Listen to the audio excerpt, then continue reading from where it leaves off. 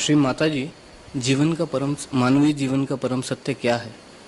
ईश्वर क्या है और उसे कैसे पाया जा सकता है? इस बारे में आप कुछ चर्चा करेंगी?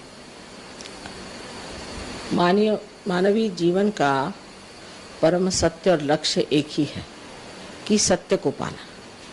और सत्य क्या है कि हम आत्मा स्वरूप हैं। ये शरीर, मन, बुद्धि, अहंकार आदि हम नहीं, हम आत्मा स्वरूप हैं और उस आत्मा के स्वरूप को हमें पाना है। बस यही एक सत्य है और यही एक लक्ष्य है, क्योंकि आत्मा जो है ये एक सामूहिक चेतना का अवलंबन है। जी। दूसरी बात, यही आनंद का स्रोत है, यही सत्य का स्रोत है और यही हमारे चित्त को आलोकित करता है। इसलिए इस आत्मा को हमें प्राप्त करना चाहिए और वो प्राप्त करना बहुत आसान है। जी। पहले तो ये देखा गया है कि ये शास्त्रों में भी लिखा है कि लोग इस सत्य को पाने के लिए कहीं कहीं भटकते फिरते थे, फिर भी बरसों तपस्या करने के बाद या किसी भी गुरु की सेवा करने के बाद भी वो जरूरी नहीं होता था कि वो इस सत्य को पा सकें। अभी जैसा कि मैं खुद आपके सामने जो है रियलाइजेशन ले चुका हूँ और दूसरे लोगों ने, मैंने देखा है हजारों लोगों ने लिया है, इतनी आसानी से लिया है। ये कैसे संभव हुआ? ये संभव होना ही था, क्योंकि हर चीज़, जैसे कि एक फूल है या पत्ती है, तो शुरुआत में आप देखते हैं कि एक पेड़ पर एक दो ही पत्तियाँ आती हैं, एक ही फूल आता है। लेकिन जैसे जैसे उसकी उत्क्रांति होती जाती, जैसे जैसे बढ़ते जाता है, तो उस वक्त बहुत से फूल एक पेड़ पर आ जाते हैं। उसी प्रकार आज मैं इसे ब्लॉसम टाइम कहती हूँ कि बाहर आई हुई जी। और जो लोग पहले गिरी कंदरों में परमात्मा को खोजते थे, आज एक बहुत ही सर्वसाधारण गृहस्थी में रहते हुए लोग नजर आ रहे हैं। इन्होंने ये सारे काम कर चुके हैं जी। और कोई सा भी आप अगर संशोधन देखें तो उसमें बड़ी तपस्या पहले होती है और वो युगों तक चलती है। फिर उसको फलस्वरूप वो सब समाज हित के लिए, सबके लिए हितावह होते हुए और वो साध्य भी हो जाती। जैसे अब बिजली को देखिए, आप इसको पाने के लिए कितनी मेहनत की गई थी, लेकिन आज हर एक ग्रामीण भाग में आप बिजली पाते हैं। राइट। तो वो समय आना पड़ता है। जी। एक और प्रश्न ये है कि कुंडलिनी क्या है और इसकी जागृति कैसे होती है? सत्य की खोज में मेरे ख्याल से कुंडलिनी ही एकमात्र मार्ग है जिससे सत्य को पाया जा सकता है। इसकी जागृति कैसे होती है? कुंडलिनी हमारे अंदर एक जीवंत व्यवस्था है। जैसे हमारे अंदर हृदय है और हमारे अंदर अनेक शक्तियाँ कार्यान्वित होती हैं, उसी प्रकार हमारे अंदर कुंडलिनी नाम की शक्ति जो है सुप्तावस्था में त्रिकोणाकार अस्थि में, जिसे कि सेक्रम अंग्रेजी में कहते हैं। सेक्रम का मतलब होता है सेक्रेट जी। तो ऐसी ये एक शक्ति है जिसे हम कहते हैं कि ये शक्ति शुद्ध इच्छा है।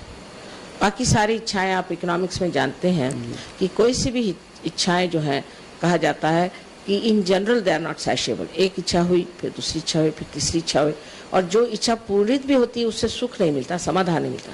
पर ये शुद्ध इच्छा है।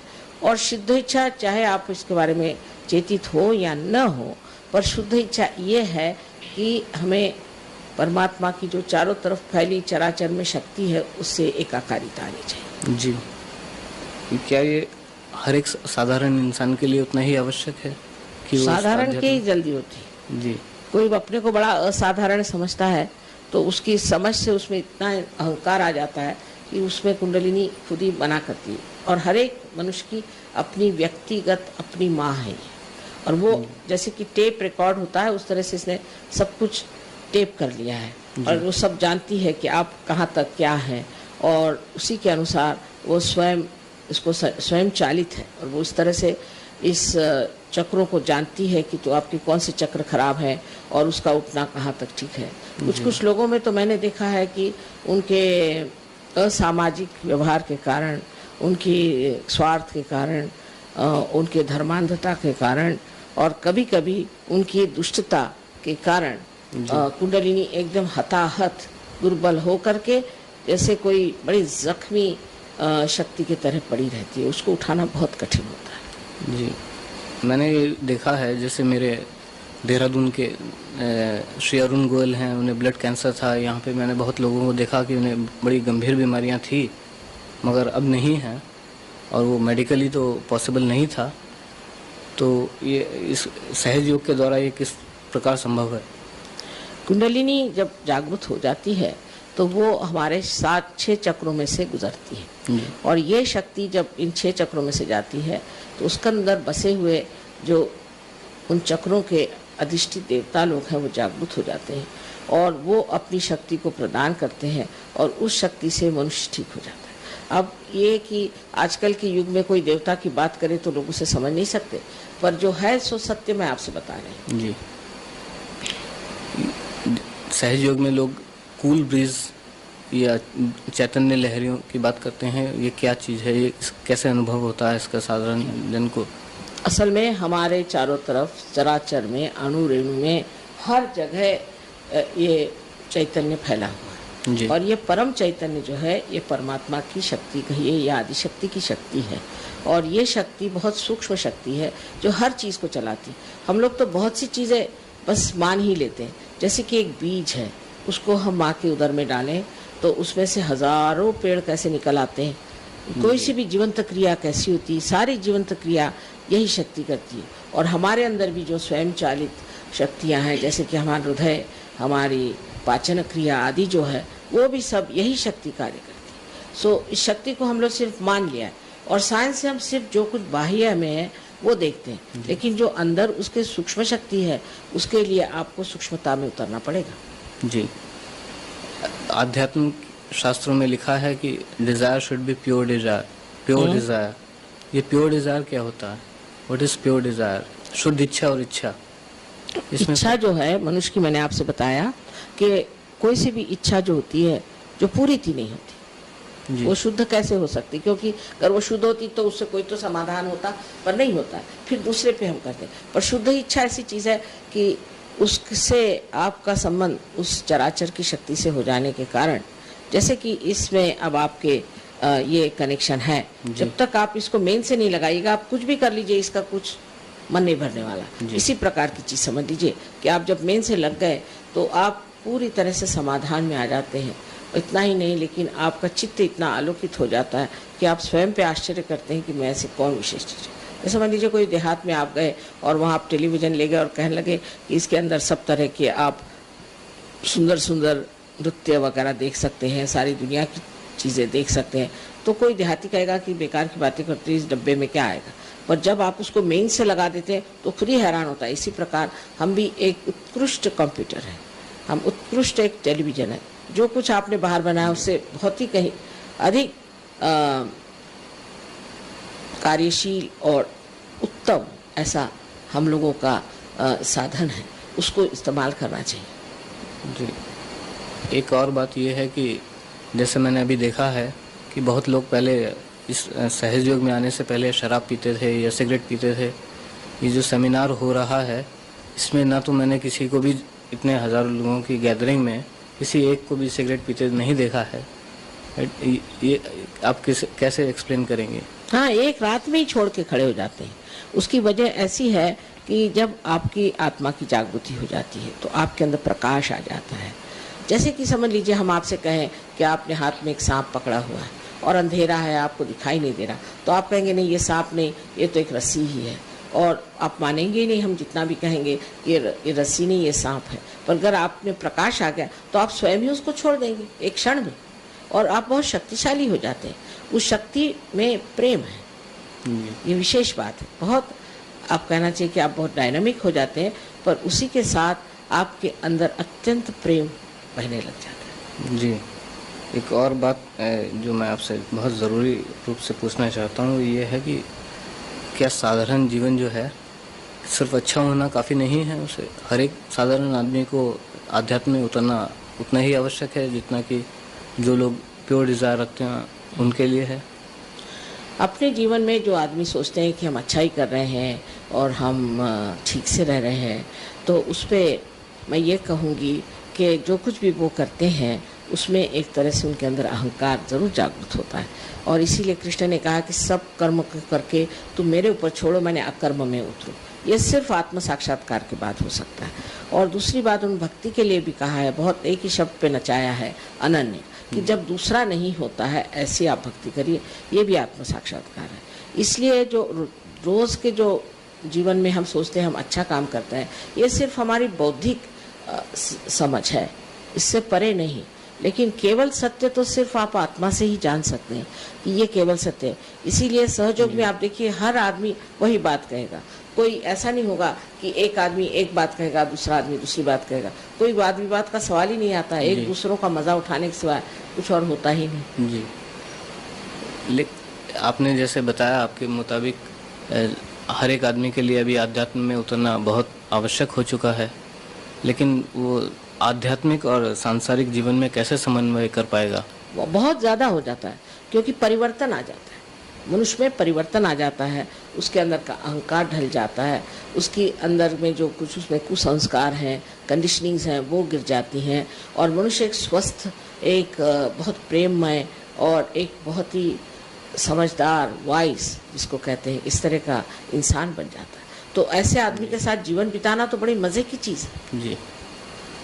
और इससे बच्चे भी बहुत अच्छे हो जाते हैं और आपस के संघर्ष कम हो जाते हैं। संघर्ष इसलिए आते हैं क्योंकि हम अज्ञान में, अंधकार हो उस वक्त सब लोग बैठे रहते हैं, उनको ये नहीं पता कि हमारा एक दूसरे से रिश्ता ही क्या है। अगर वो चलने लग जाए तो चारों को अपने पैर से कुचल देंगे, किसी को गिरा देंगे, किसी को मार देंगे, पता ही नहीं चलेगा। पर अगर जब प्रकाश आ जाएगा तो वो देखते हैं कि ये यहाँ, हम यहाँ, हमारी ये जगह, उनकी वो जगह, कोई किसी की भी स्वतंत्रता को किसी का आक्रमण नहीं करता। जी, अब हम ये मान लेते हैं कि हर साधारण इंसान ये समझ गया है कि उसे अध्यात्म में उतरना है, इसके लिए उसे किसी गुरु की ज़रूरत होगी, तो वो मिथ्या गुरु या सत्य गुरु, सद्गुरु, इसमें कैसे पहचान कर पाएगा?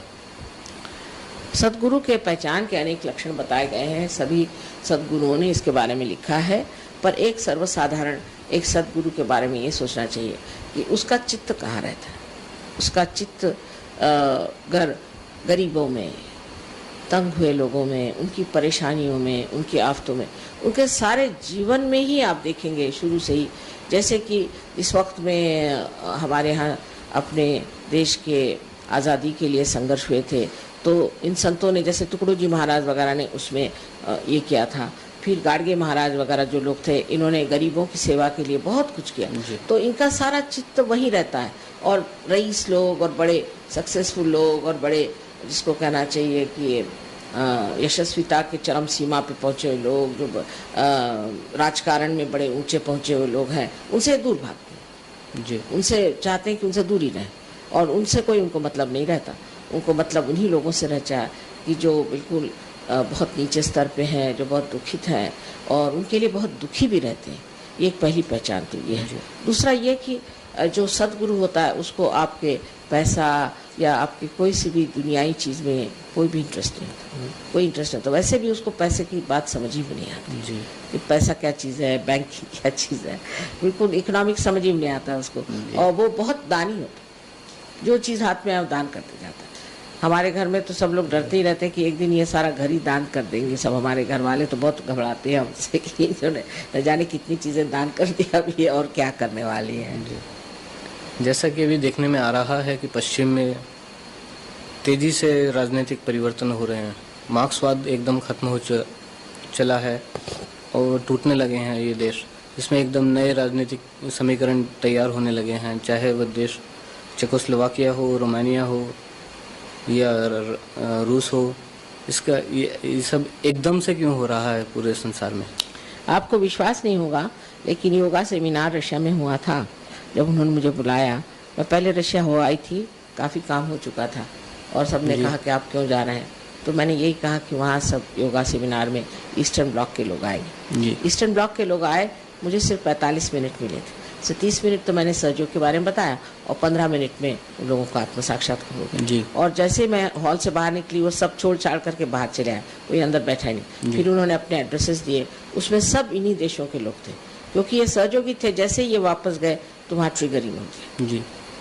ये जो होते हैं एक जैसे कि माध्यम हो जाता है, जो माध्यम। और हंगेरी के लिए मैंने यही कहा था कि अगर एक भी हंगेरियन सहयोगी हो जाएगा तो हंगेरी जी। स्वतंत्र हो जाएगा। जी। और आपको आश्चर्य है वो लगेगा कि जिस दिन एक आदमी हमारे यहाँ है उसके 8 दिन में हंगेरी के यहाँ डिक्लेरेशन। जी। और स्व का तंत्र जानना चाहिए, स्व का तंत्र जानना ही स्वतंत्रता, और स्व माने आत्मा है। जी। अगर आपने स्व का तंत्र नहीं जाना जी। तो आप बेकार है। पर तांत्रिक और सहयोग में ऐसा अंतर है जैसे अंधेरा और प्रकाश, क्योंकि ये लोगों को कुछ मालूमात तो है नहीं, गलत सलत काम करते रहते हैं, झूठ बोलते रहते हैं, अंधश्रद्धा निर्माण करते हैं, लोगों को डराते हैं और बहुत ही अहित चीज़ों के बारे में बातचीत करते हैं। और ये सारी भूत विद्या प्रेत विद्या है, यहीं तक कि सम्मोहन करना भी प्रेत विद्या और बड़ी दुष्ट चीज़ है। जो आदमी सम्मोहन करता है वो खुद ही बड़ी बुरी मौत मरता है, और जिस पे सम्मोहन करता है उसकी भी ज़िंदगी बड़ी बर्बाद हो जाती है। जी। कहीं ऐसा तो नहीं कि संसार जो है दोबारा पूंजीवाद की तरफ बढ़ रहा हो, क्योंकि मार्क्सवाद तो अभी खत्म हो चला है। ये दो एक्सट्रीम्स जो हैं, पूंजीवाद और कोई सी भी चीज़ एक्सट्रीम्स पे जाना यानी अपने संतुलन को खोना है। हमारे दिमाग में भी 2 लोब्स हैं, एक नहीं है, एक लेफ्ट में है एक राइट में है। तो जो आदमी बहुत ज़्यादा बाहर की ओर दौड़ता है जिसे एक्सट्रोवर्ट कहते हैं, तो उसका एक ही लोब माने उसका लेफ्ट लोब ही डेवलप होता है, राइट नहीं हो सकता, तो उसमें असंतुलन आ जाता है। इसीलिए पाश्चिमात्य देशों में हम यहाँ बैठे बैठे नहीं समझ सकते जब तक आप जाकर न रहें, क्योंकि मैंने तो बहुत ही ज़्यादा सफ़र किया हुआ है और हम देखते हैं कि लोग इतने शुष्क हो गए हैं, इतने इंसानियत से गिर चुके हैं, वो इंसानियत मालूम ही नहीं, इतना ज़्यादा वहाँ पर हिंसाचार है। भ्रष्टाचार इसलिए नहीं है कि वहाँ भय है, पर भ्रष्टाचार भी, डेमोक्रेसी भ्रष्टाचार के बगैर मानो चल ही नहीं सकती ऐसा लगता है। फिर उन्होंने इतनी गंदी गंदी आदतें ले ली हैं, क्योंकि अहंकार से भागने के लिए ड्रग्स और ये एड्स और न जाने कितनी आफतों में फंसे हुए हैं। मैं तो देखती हूँ अमेरिका में अधिकतर लोग बहुत ही नर्वस हैं और उनके सारे नर्व्स जो हैं वो बिल्कुल पूरी तरह से अब कहना चाहिए कि जर्जर हो गए। और जो बाकी के लोग हैं वहाँ पर उनको भी स्किज़ोफ्रेनिया, किसी को कुछ ऐसी ऐसी बीमारियाँ हैं कि हम हिंदुस्तान में इसे देखते भी नहीं। तो उनमें क्या है कि संतुलन नहीं रह गया। तो जो लोग साइंस के पीछे में भागते हैं उनको पता होना चाहिए कि साइंस में मानवीय जीवन के लिए सिर्फ एक साधन मात्र है, वो सब कुछ नहीं हो सकता, उसकी अपनी भी परिसीमा है, उससे बाहर वो नहीं जा सकता। और सबसे बड़ी जो साइंस की खराबी वो ये है कि मनुष्य की जो इंसानियत है, जो उसकी ह्यूमैनिटी है, उसको नहीं छू पाता। इसलिए एक साइंस के पीछे भागने वाला आदमी बहुत ही ज़्यादा क्रोधी, बहुत ही ज़्यादा अपने में ही समाने वाला और समाज की व्यवस्था बिगाड़ने वाला होता है। वहाँ का समाज इतना तितर बितर हो गया है कि आपको आश्चर्य होगा कि इंग्लैंड जैसे शहर, इंग्लैंड जैसे देश में माँ बाप अपने 2 बच्चों को, कम से कम 2 बच्चों को 1 हफ्ते में मार डालते हैं। और कुछ तो वहाँ ऐसे भी हुए हैं कि जहाँ बहुत से नातीने जो हैं और उन लोगों ने अपने ग्रैंड पेरेंट्स को मार डाला। अरे एक एक तरह तरह के उनके मारने के ढंग को सुनिए तो आप आश्चर्य करें, और उनको बड़ा मज़ा आता है। मैं जब लास्ट टाइम गई थी वहाँ लॉस एंजलिस, तो जिस रास्ते से मैं जा रही थी तो किसी ने बताया कि इस रास्ते पर गए हफ्ते में 11 आदमी मारे गए। मैंने कहा किस लिए? कहले कुछ नहीं, at the heck of it. अरे बस काली बंदूक मार डाला। उनको इसी में मजा आता है, क्योंकि मनुष्य उसमें संतुलन सब खो जाता है। तो जिसके बाद जो सोचते हैं कि पाश्चिमात्य देश बहुत अच्छी हालत में है, तो ऐसा बिल्कुल नहीं, क्योंकि वहाँ पैसा ज़रूर है, लेकिन पैसा ही सब कुछ नहीं होता। पूंजीवाद के ओर जाने वाले लोगों को पता होना चाहिए कि पूंजी से ही सब कार्य नहीं। हाँ, अब जैसे कि है, आप कह सकते हैं समाजवाद जहाँ हुआ, जहाँ पूंजीवाद नहीं, वहाँ भी अतिशयता हो कि पावर की तरफ जाने से उस तरफ ध्यान नहीं दिया गया, जो बहुत ज़रूरी चीज़ है। पर तो भी मैं कहूँगी कि रशिया के लोग बहुत बढ़िया लोग, क्योंकि वहाँ की गवर्नमेंट ने जो भी उनके साथ किया, उनका दिमाग जो है उसमें किसी भी तरह की धर्मांधता नहीं है, अंधश्रद्धा नहीं है, और कोई भी धर्म का उनके ऊपर, मतलब मनुष्य के बनाए हुए धर्म का उनके ऊपर पगड़ा नहीं है। वो लोग किस तरह से, एक तरह से बड़े स्वतंत्र विचार के लोग हैं। पर उनको राजकारण में वो फंसे नहीं, राजकारण से उनका मतलब नहीं था। और अब हम जब वहाँ पहुँचे तो मैं इतने आश्चर्य में हूँ कि वहाँ लोगों ने श्री चक्र पे भी काम किया है जी और इतनी हमारे शास्त्रों की उन्होंने मतलब इतना अध्ययन किया हुआ, उनको इतना मालूम है जी और बड़े सुलझे हुए लोग हैं। लेकिन ठीक है कि क्योंकि उनकी गवर्नमेंट ने एक साइड जरा सी कम कर दी, पर मैं तो जानती हूँ कि वहाँ गोर्बाचेव जैसा आदमी जो कि एक आत्म साक्षात्कारी बड़ा ऊंचा इंसान है, उसकी गवर्नमेंट फेल करने के लिए लोग ये सब प्रॉब्लम खड़े कर रहे हैं। वहाँ खाना पीना वगैरह सब भरपूर है, वो बस उनको सताने के लिए वहाँ की जो कर्मचारी हैं, ब्यूरोक्रेट्स हैं, उन्होंने ये समस्याएं खड़ी की है। पर वहाँ खाने पीने के हर आदमी को वहाँ घर मिल जाता है जी 5 पैसे में, आप कहीं से कहीं जा सकते हैं जी आप उनके अगर मेट्रोज देखिए तो पैलेस के जैसे रखे हुए हैं, ऐसा सब आराम है। पर उनको जो स्वतंत्रता नहीं थी उसके वजह से वहाँ हमारे लिए भी एक प्रश्न था कि हम वहाँ सहयोग नहीं ले जा सकते। जी लेकिन अब उस एक कहना चाहिए डिसिप्लिन नेचर में बढ़ने से उनमें एक तरह की बड़ी साधना सी है और जी वो इतने जल्दी सहयोग को प्राप्त करते हैं कि उनका कोई हेरिटेज नहीं है, पर इसको इतने जल्दी प्राप्त करते हैं और इसमें कहाँ से कहाँ उठ गए। यहाँ तक कि गवर्नमेंट ने हमको वहाँ रिकॉग्नाइज किया है। जी अभी जो एक नया दौर चला है, हिंदुस्तान की प्राथमिकताएं क्या होनी चाहिए? संसार में निरस्तीकरण का एक नया दौर चला है। कौन श्री सा दौर? गोर्बाचेव के निरस्तीकरण, आर्म्स डिस्टेबलाइजेशन ऑफ आर्म्स, क्या? ये हथियार जो just put it off, I couldn't follow. निरस्तीकरण होता है ना, हैं? शस्त्र जो न्यूक्लियर आर्म्स, निरस्त्रीकरण ना ये जस्ट आगे, just cut it out this much part. Yes, this much part you'll cut it out later on. All right. Now again. पूछिए। संसार में निशस्त्रीकरण का एक नया दौर चला है। श्री गोर्बाचेव के आने राजनीति पर्दे पर उतरने के बाद उसका क्या भविष्य है? क्या वो पूरा तो मतलब कमाल की चीज है, क्योंकि जब 2 आदमी होते हैं तब झगड़ा होता है। जी एक हाथ से तो ताली नहीं बज सकती। उसका ये प्रत्यंतर है कि जो एक हाथ हट गया तो अब दूसरा हाथ क्या करे। उन्होंने अपने को पूरी तरह से और बड़े ईमानदारी के साथ अपने को हटा लिया। उसको हटाते ही दूसरा जो हाथ था उसको अब समझ नहीं आ रहा क्या करे। जी तो एक तरह से निशस्त्रीकरण तो करना ही पड़ेगा, और ये अगर पहले हो जाता तो बहुत ही अच्छा होता, पर सारी चीज का समय आना पड़ता है। तो उन्होंने निशस्त्रीकरण के बारे में बड़ी ईमानदारी से इसका कार्य किया हुआ और उसके मामले में किसी को शक नहीं। अब ये हो रहा है कि फिर काय को शस्त्र आप रखें, लेकिन अब भी कुछ देश है जिद्दी लोग, वो सोचते हैं कि नहीं ऐसे कैसे हो सकता है। उनको अभी भी अपने संरक्षण के लिए सोचते हैं कुछ रखना चाहिए, पर कोई संरक्षण की जरूरत ही नहीं। अगर आप निशस्त्र हैं तो आप बहुत ज्यादा संरक्षित हैं। जी जैसे हम सहयोग में ये सोचते हैं कि अगर आप संत हैं तो आपको किसी के ऊपर कोई भी आक्रमण करने की जरूरत नहीं, क्योंकि आपके पास पूरी शक्तियाँ परमात्मा की हैं। कौन आपको हाथ लगा सकता है? और कुछ थोड़ा बहुत हो भी गया वो ठीक हो सकता है। जी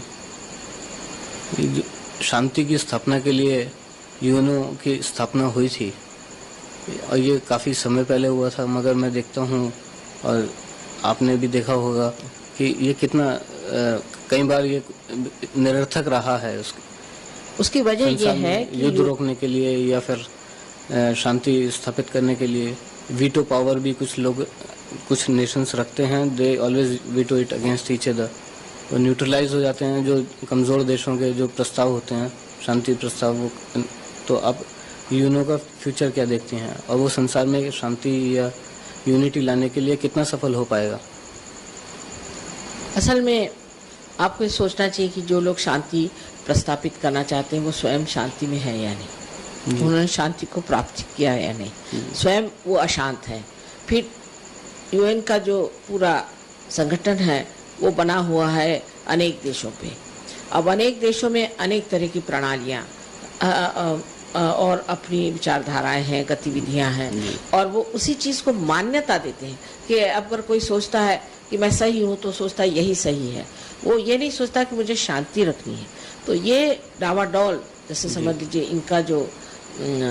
इनकी जो इमारत है एक डावाडोल चीज़ पर खड़ी हुई है। पर अगर इसमें के लोग स्वयं उस शांति को प्राप्त करें अब आपको सुनकर खुशी होगी कि यूएनओ में भी सहयोग मेडिटेशन सेंटर बन गया। जी उसमें अगर ये मेडिटेशन से इस शांति को प्राप्त कर लें जी तो उनके अंदर वो एक मूक शक्ति आ जाएगी जो कार्यान्वित होगी, और इतना ही नहीं, उनके जीवन का असर भी लोगों पर पड़ेगा। जी अभी तो हर जो कोई भी वहाँ सेक्रेटरी जनरल होता है उसको हर देश को खुश करना पड़ता है, क्योंकि वो देश उन्हें पैसे देते हैं, और अगर ज़रा सी कोई बात हो जाए तो देश नाराज़ हो जाता है। खास करके अभी अभी आपको मालूम है कि यूनेस्को पर अमेरिकन एकदम नाराज़ हो गए और उन्होंने अपने पैसे हटा लिए। जी तो इस तरह के जहाँ की आपको संस्थाएं मिलती हैं, जहाँ आपको दूसरों को हर समय खुश करना पड़ता है, उनकी मर्जी रखनी पड़ती है, तब ऐसी ऐसी संस्थाएं किस तरह से कोई भी कार्य को सिद्ध कर सकते हैं? नहीं कर सकते, क्योंकि उनको हर समय हर आदमी को खुश करते होना पड़ता है। हाँ, पर अगर इसमें जो नियुक्त लोग हैं वो सिद्ध हो जाए और जिन्होंने इनको नियुक्ति दी है वो साफ साफ कह दें कि इनकी नियुक्ति में हम कोई भी बीच में दखल नहीं करें, तब फिर कार्य हो सकता है। उसके लिए सहयोग फैलना बहुत ज़रूरी है कि जहाँ जहाँ सहयोग फैला है वहाँ वहाँ लोग शांति में, आनंद में हैं, और वो चाहते हैं कि सबको ही शांति मिले। लेकिन जिनको यहाँ शांति के पुरस्कार भी मिलते हैं, बड़े अशांत लोग हैं। मैंने देखा है कि इनको शांति के पुरस्कार कैसे मिले पता नहीं, अंदर से तो इतने अशांत है, ऊपर से इनको शांति के पुरस्कार दिए जा रहे हैं। वह बड़े आश्चर्य की बात है। जी, कुल कितने देशों में सहयोग फैल चुका है अब तक? अभी तो मेरे ख्याल से 36 देशों में है, हिंदुस्तान छोड़ करके, पर अब कहना चाहिए हिंदुस्तान मिला के, रशिया मिला के 38 नेशंस में हमारे बहुत जोरों में काम चल रहा है। इसमें पर ऐसे हर एक देश में है, सिएरा निवाड़ा है, ये है, वो है, ऐसे छोटी छोटी जगह बहुत है। और साउथ अफ्रीका में 2000 लोग सहयोग कर रहे हैं। जी, ये बड़े आश्चर्य की बात है। बहुत आश्चर्य। जी, राजनीति से इस संबंध एक और सवाल मैं पूछना चाहता हूँ, हिंदुस्तान की राजनीति से। हिंदुस्तान में भी अभी एक बहुत बड़ा राजनीतिक परिवर्तन आया है। पहली बार ऐसा लगा है कि लोगों ने क्लियर जो गवर्नमेंट के रूलिंग गवर्नमेंट के खिलाफ कोई क्लियर वो वीटो किया हो। नई सरकार हर जगह आई है, चाहे वो दक्षिण हो या उत्तर हो, हर जो रूलिंग पार्टीज थी उन्हीं के खिलाफ वोट दिया गया। और अभी लोग एक बिल्कुल नया पर्दा जो राजनीति का आया है, उसका वो भविष्य में किस रूप को धारण कर सकता है? मतलब हिंदुस्तान के लोग भ्रष्टाचार से हमेशा तंग आ जाते हैं, लेकिन भ्रष्टाचार से तंग आने पर भी जिन लोगों को उन्होंने सिलेक्ट किया है, जब तक वो इस सत्य को न जाने कि भ्रष्टाचार हटाने के लिए हमें यहाँ लाया गया है और हमें हर हालत भ्रष्टाचार हटाना चाहिए, और ऐसे लोग कि जो भ्रष्टाचार में रत हैं उन लोगों को बिल्कुल ही निकाल देना चाहिए, उनसे कोई संबंध ही नहीं रखना चाहिए। ऐसी अगर शुद्ध अगर हमारी व्यवस्था हो जाए तो अपना देश तो वैसे भी बड़ा सात्विक, बहुत ही धार्मिक और अत्यंत सुंदर देश है। ये तो योग भूमि है। अभी मैं आपसे बता सकती हूँ कि लाल बहादुर शास्त्री के प्रति लोगों को कितनी श्रद्धा है। जी, और जब उनकी मृत्यु हुई थी तो मैंने देखा कि मिलिट्री वाले भी ऐसे रो रहे थे जैसे उनका बाप ही मर गया। वो भी अपने को किसी तरह से संभाल नहीं पा रहे थे। तो क्या उनमें क्या विशेषता थी कि वो देश प्रेमी थे, देश के प्रति नितांत उनको श्रद्धा थी, और वो जानते थे कि मेरा देश बहुत उत्तम देश है। और दूसरी बात यह है कि देश का पैसा खाना, लोगों का पैसा खाना और इस तरह की मतलब बहुत ही गिरी हुई बातें वो कभी सोच भी नहीं सकते। ऐसे आदमी थोड़े दिन आए जन संसार में, लेकिन उनका अभी भी नाम है, और प्रदेश में भी लोग उनको बड़ी श्रद्धा से देखते हैं। जी, उनके प्रति किसी ने भी कोई उनके खिलाफत में आज तक एक शब्द नहीं लिखा। जी, जैसा कि मुझे मालूम चला है कि आपने आज़ादी की लड़ाई में भी हिस्सा लिया और जेल भी गई, तो आज़ादी के बाद क्या आपने कभी राजनीति में आने की ज़रूरत महसूस नहीं की? राजनीति में आने की ज़रूरत महसूस नहीं की? असल में जब तक देश परतंत्र है, मैं महात्मा गांधी के साथ बहुत बचपन से थी। वो मुझे नेपाली कहते थे, और वो बहुत धार्मिक, बहुत अत्यंत स्वच्छ आदमी थे, बहुत स्वच्छ, जरा कड़क थे, लेकिन बच्चों के साथ बहुत प्यारे थे और मुझे बहुत ही प्यार करते थे। और वो खुद ही कहते थे कि जब तक हमें स्वतंत्रता नहीं मिलती तब तक हम आत्मा की बात नहीं कर सकते। जी। और उनके बिल्कुल पूर्ण धारणा थी कि जब स्वतंत्र हो जाएंगे तो आत्मा का कार्य शुरू हो सकता है, और अगर आज वो होते तो सहयोग के साथ होते। लेकिन दुर्भाग्य ऐसा है कि वो है नहीं। और जिस वक़्त हमें स्वतंत्रता मिल गई तो हमने एक दूसरा ही स्वरूप ले लिया। ऐसे लोग आ गए कि जिनका हमने कभी नाम भी नहीं सुना था, जिन्होंने कोई कार्य भी नहीं किया था। हाँ, ये बात सही है कि उस वक़्त स्वतंत्रता के इसमें मैं पूरी तरह से थी। बहुत छोटी उम्र में ही मुझे पुलिसों ने बहुत सताया था, इलेक्ट्रिक शॉक्स दिए थे, मुझे बर्फ़ पे लिटाया था। पर मैं जेल कभी नहीं गई, क्योंकि मैं इधर उधर भागती रही घर छोड़ करके, और काफ़ी कार्य मैंने किया। जेल नहीं गए, पर मेरे माँ बाप बहुत जेल गए, उन्होंने बहुत त्याग किए और बड़े कमाल के लोग थे। कभी मेरी मदर जो थी वो कभी झूठ ही नहीं बोलती थी, और बेचारी 5 मरतबा जेल गई। हम 11 भाई बहन थे, और फादर भी हमारे, सब कुछ उन लोगों ने सेक्रीफाइस कर, और उनको कोई और चीज़ चाहिए ही नहीं थी, बस ये कि देश के लिए ये करना। हमने तो बहुत बड़े बड़े लोग देखे हैं जीवन में, और मैं सोचती हूँ कि दुर्भाग्य है कि हमारे बच्चे वो चीज़ नहीं देख पाते हैं जो हमने देखा। जी। ऐसा कहा जाता है कि स्वर्ग भी धरती पर है और नर्क भी धरती पर है। क्या ये वास्तविकता है या भ्रामकता है? या स्वर्ग और नर्क दोनों ही धरती पर हैं, ऐसा?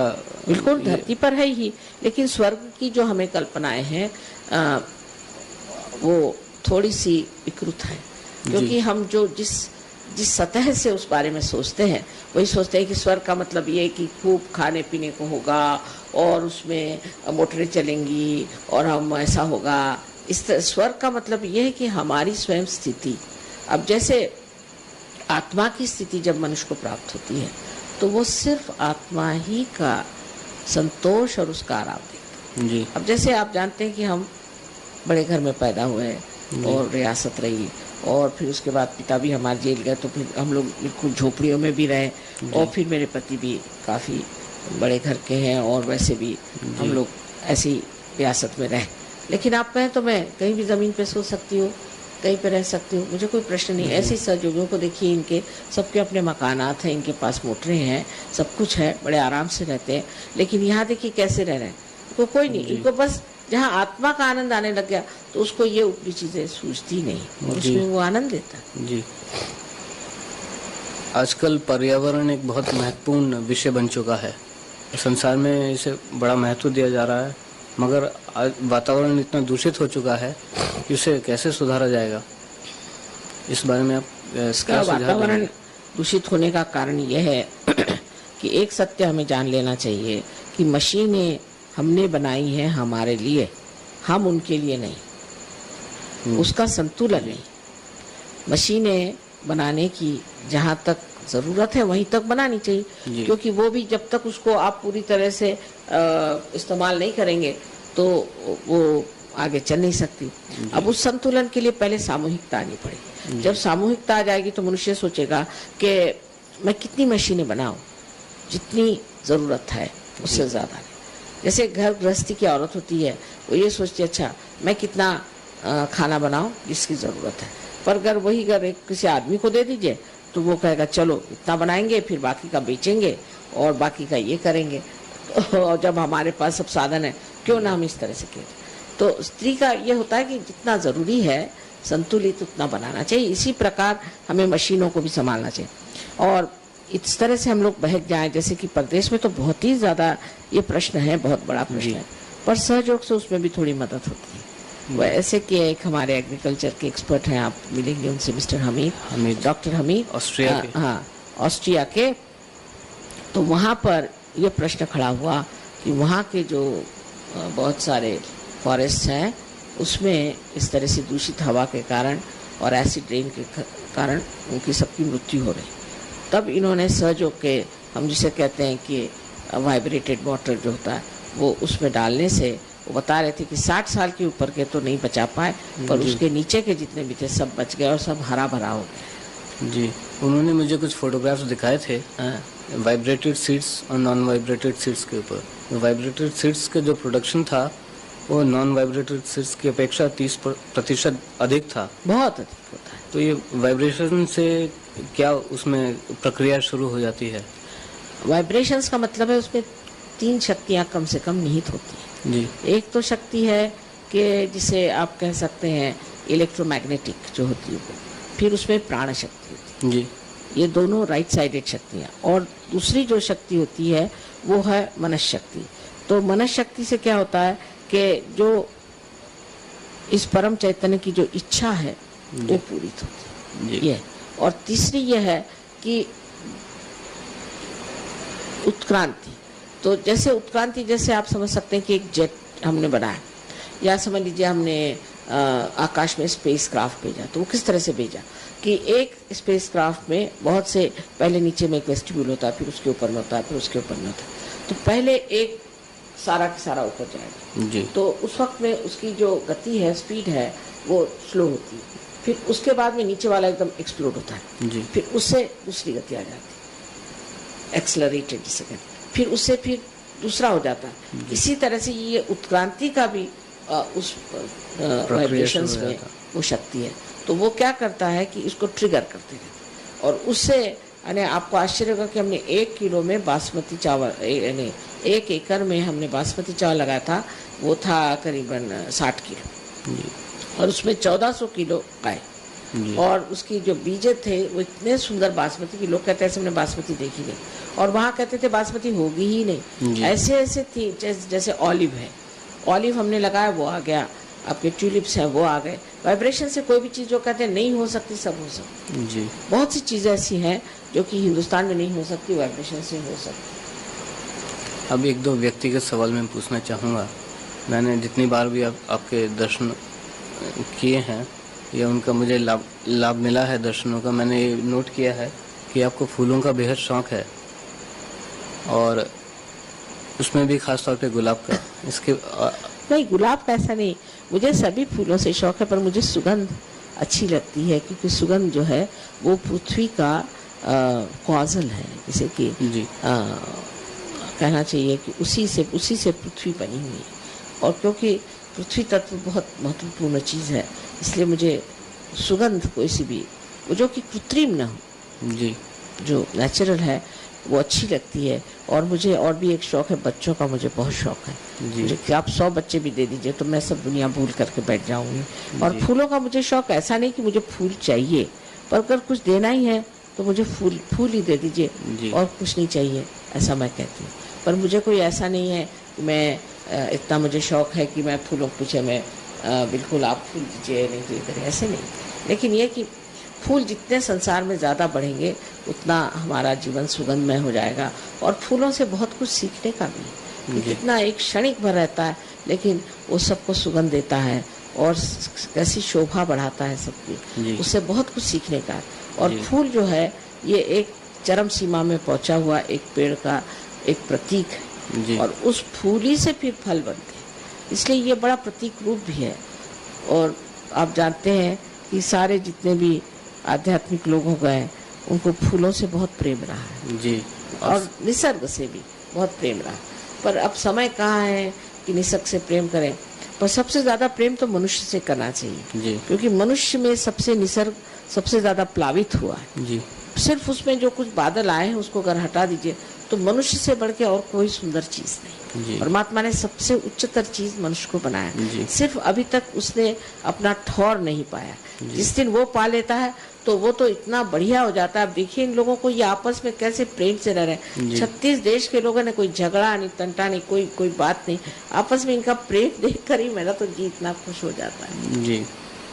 आपको संगीत का भी बहुत शौक रहा है? ऐसे तो मुझे सभी कलाओं में बहुत ये है। मुझे आप जानते हैं मुझे शिल्पकला और हस्तकला और संगीत, इसके अलावा आर्किटेक्चर, सभी चीज़ों में मुझे बहुत रुचि है, हर एक चीज़ में।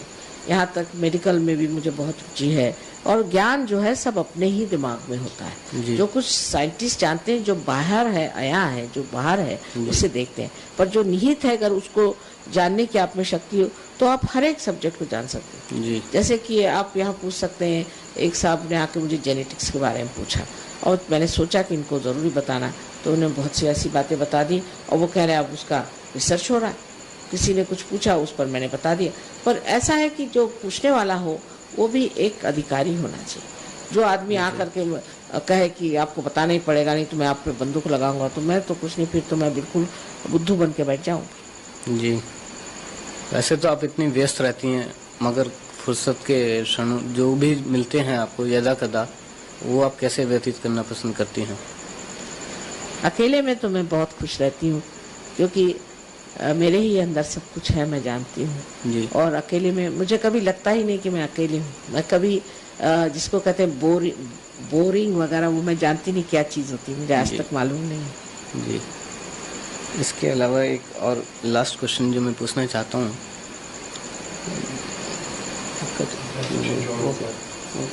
We have a few minutes. For 4 minutes?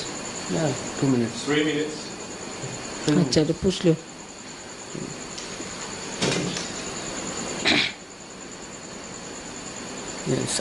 आगामी संसार को आप का भविष्य क्या है? जो संसार अभी आने वाला है, पूरा उसका भविष्य क्या रहेगा? आने वाले वर्षों में संसार क्या रूप रखेगा, धरेगा? मैं तो सोचती हूँ कि कलयुग खत्म हो गया अब, और उसकी जगह कृतयुग आ गया है, और उसका प्रकाश फैल रहा है। कृतयुग का मतलब है जहाँ ये परम चैतन्य कार्यान्वित हो, जी। वो कृतयुग शुरू हो गया। और उसके बाद अब सत्ययुग बिल्कुल दरवाजे पर खड़ा हुआ है। उसका वर्णन करना, उसको समझना मनुष्य के बस का तब होगा जबकि वो आत्म साक्षात्कारी होगा। मुझे तो लगता है कि इन सहयोगियों को जब मैं देखती हूँ, लगता है सत्ययुग ही है, ये तो वैकुंठ ही है, ये द्वारिका है, और लगता ही नहीं कि इससे बाहर कोई चीज़ है।